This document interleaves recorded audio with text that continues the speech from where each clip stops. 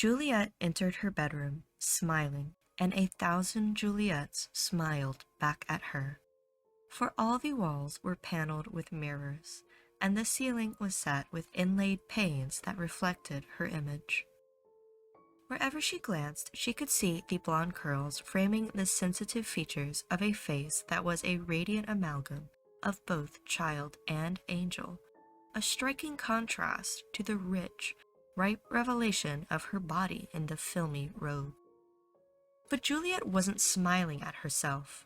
She smiled because she knew that grandfather was back, and he'd brought her another toy. In just a few moments, it would be decontaminated and delivered, and she wanted to be ready. Juliette turned the ring on her finger, and the mirrors dimmed. Another turn would darken the room entirely. A twist in the opposite direction would bring them blazing into brilliance. It was all a matter of choice, but then that was the secret of life, to choose for pleasure. And what was her pleasure tonight? Juliette advanced to one of the mirror panels and passed her hand before it. The glass slid to one side, revealing the niche behind it, the coffin-shaped opening in the solid rock, with the boot and thumb screws set at the proper heights. For a moment she hesitated. She hadn't played that game in years. Another time, perhaps.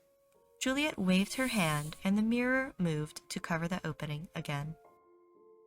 She wandered along the row of panels, gesturing as she walked, pausing to inspect what was behind each mirror in turn.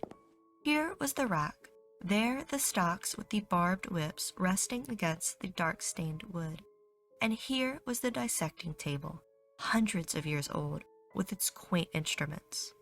Behind the next panel, the electrical prods and wires that produced such weird grimaces and contortions of agony, to say nothing of screams. Of course, the screams didn't matter in a soundproofed room. Juliette moved to the side wall and waved her hand again. The obedient glass slid away, and she stared at a plaything she'd almost forgotten. It was one of the first things grandfather had ever given her, and it was very old, almost like a mummy case. What had he called it? The Iron Maiden of Nuremberg, that was it, with the sharpened steel spikes set inside the lid.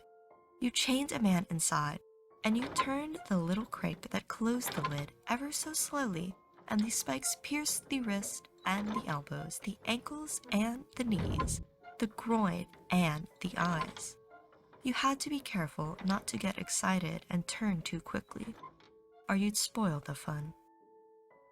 Grandfather had shown her how it worked, the first time he brought her a real, live toy. But then, grandfather had shown her everything. He taught her all she knew, for he was very wise. He'd even given her her name, Juliette, from one of the old-fashioned printed books he'd discovered by the philosopher De Sade.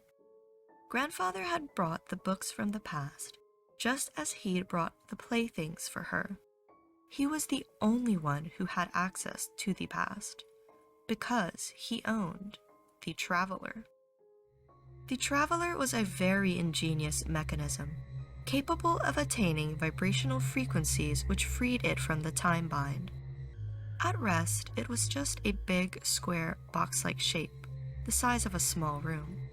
But when grandfather took over the controls and the oscillation started, the box would blur and disappear. It was still there, grandfather said.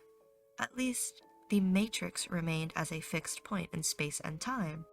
But anything or anyone within the square could move freely into the past, to wherever the controls were programmed. Of course, they would be invisible when they arrived, but that was actually an advantage, particularly when it came to finding things and bringing them back. Grandfather had brought back some very interesting objects from almost mythical places. The Great Library of Alexandria, the Pyramid of Cheops, the Kremlin, the Vatican, Fort Knox, all the storehouses of treasure and knowledge which existed thousands of years ago. He liked to go to that part of the past, the period before the thermonuclear wars and the robotic ages, and collect things. Of course, books and jewels and medals were useless, except to an antiquarian, but grandfather was a romanticist and loved the olden times. It was strange to think of him owning the Traveler, but of course he hadn't actually created it. Juliette's father was really the one who built it, and grandfather took possession of it after her father died. Juliette suspected grandfather had killed her father and mother when she was just a baby, but she could never be sure. Not that it mattered, grandfather was always very good to her, and besides, soon he would die and she'd own the Traveler herself. They used to joke about it frequently. "I've made you into a monster," he'd say, "and someday you'll end up by destroying me, after which, of course, you'll go on to destroy the entire world, or what little remains of it." "Aren't you afraid?" she'd tease. "Certainly not. That's my dream, the destruction of everything, an end to all this sterile decadence. Do you realize that at one time there were more than 3 billion inhabitants on this planet, and now less than 3,000, shut up inside these domes, prisoners of themselves and sealed away forever, thanks to the sins of the fathers who poisoned not only the outside world, but outer space by meddling with the atomic order of the universe. Humanity is virtually extinct already. You will merely hasten the finale." "But couldn't we all go back to another time, in the Traveler?" she asked. Back to what time? The continuum is changeless. One event leads inexorably to another, all links in a chain which binds us to the present and its inevitable end in destruction. We'd have temporary individual survival, yes, but to no purpose. And none of us are fitted to survive in a more primitive environment. So let us stay here and take what pleasures we can from the moment. My pleasure is to be the sole user and possessor of the Traveler. And yours, Juliette? Grandfather laughed at them. They both laughed, because they knew what her pleasure was. Juliette killed her first toy when she was 11, a little boy. It had been brought to her as a special gift from grandfather, from somewhere in the past, for elementary sex play. But it wouldn't cooperate, and she lost her temper and beat it to death with a steel rod. So, grandfather brought her an older toy with brown skin, and it cooperated very well. But in the end, she tired of it, and one day when it was sleeping in her bed, she tied it down and found a knife. Experimenting a little before it died, Juliette discovered new sources of pleasure. And of course, grandfather found out. That's when he'd christened her Juliette. He seemed to approve most highly, and from then on he brought her the playthings she kept behind the mirrors in her bedroom. And on his restless rovings into the past, he brought her new toys. Being invisible, he could find them for her almost anywhere on his travels. All he did was to use a stunner and transport them when he returned. Of course, each toy had to be carefully decontaminated. The past was teeming with strange microorganisms. But once the toys were properly antiseptic, they were turned over to Juliette for her pleasure. And during the past 7 years, she had enjoyed herself. It was always delicious, this moment of anticipation before a new toy arrived. What would it be like? Grandfather was most considerate. Mainly, he made sure that the toys he brought her could speak and understand English, or English, as they used to call it in the past. Verbal communication was often important, particularly if Juliette wanted to follow the precepts of the philosopher De Sade and enjoy some form of sex relation before going on to keener pleasures. But there was still the guessing beforehand. Would this toy be young or old, wild or tame, male or female? She'd had all kinds and every possible combination, Sometimes she kept them alive for days before tiring of them, or before the subtleties of which she was capable caused them to expire. At other times, she wanted it to happen quickly. Tonight, for example, she knew she could be soothed only by the most primitive and direct action. Once Juliette realized this, she stopped playing with her mirror panels and went directly to the big bed. She pulled back the coverlet, groped under the pillow until she felt it. Yes, it was still there. The big knife with a long, cruel blade. She knew what she would do now. Take the toy to bed with her, and then, at precisely the proper moment, combine her pleasures.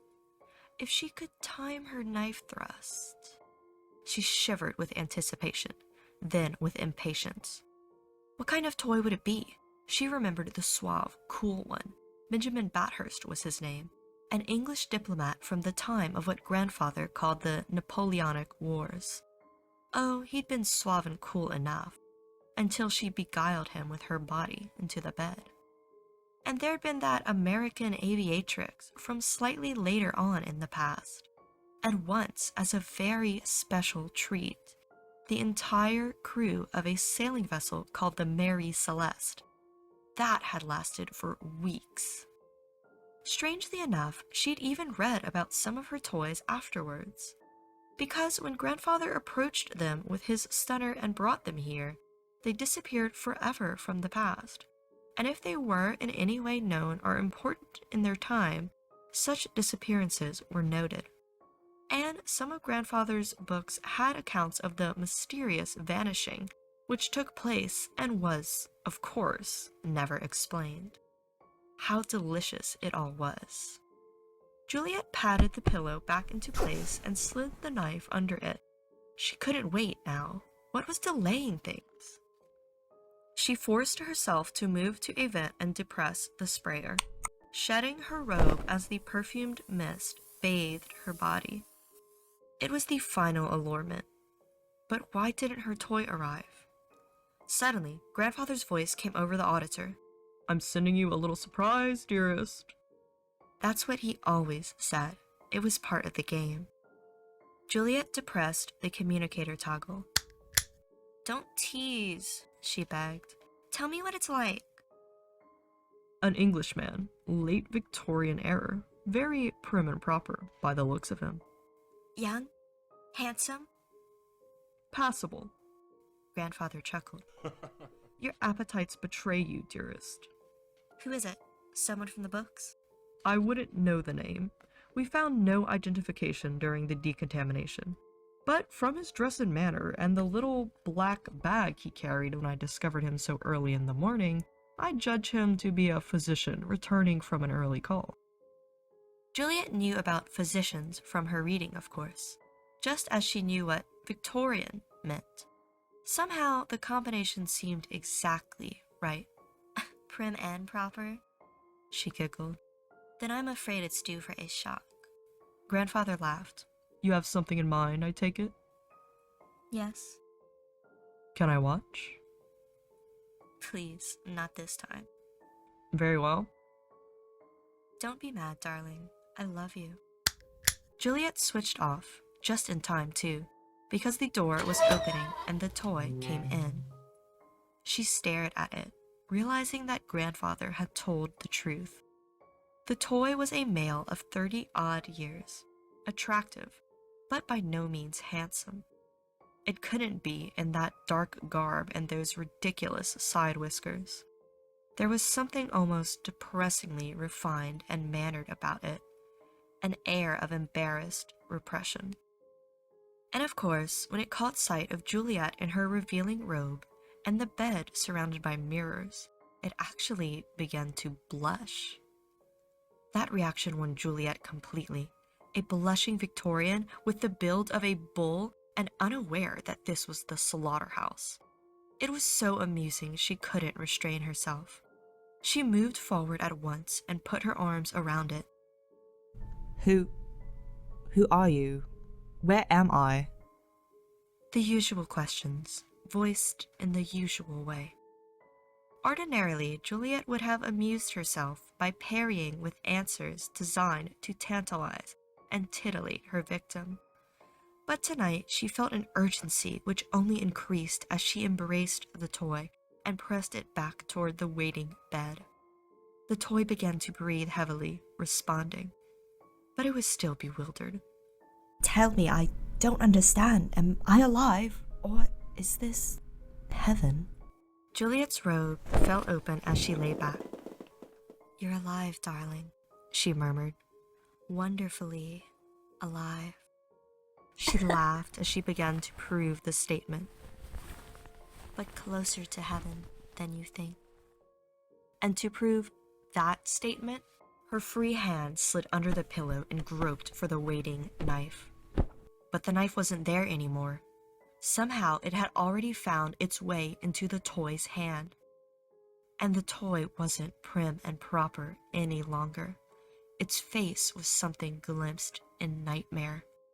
Just a glimpse before the blinding blur of the knife blade as it came down again and again and again. The room, of course, was soundproof, and there was plenty of time. They didn't discover what was left of Juliette's body for several days. Back in London, after the final mysterious murder in the early morning hours, they never did find Jack the Ripper.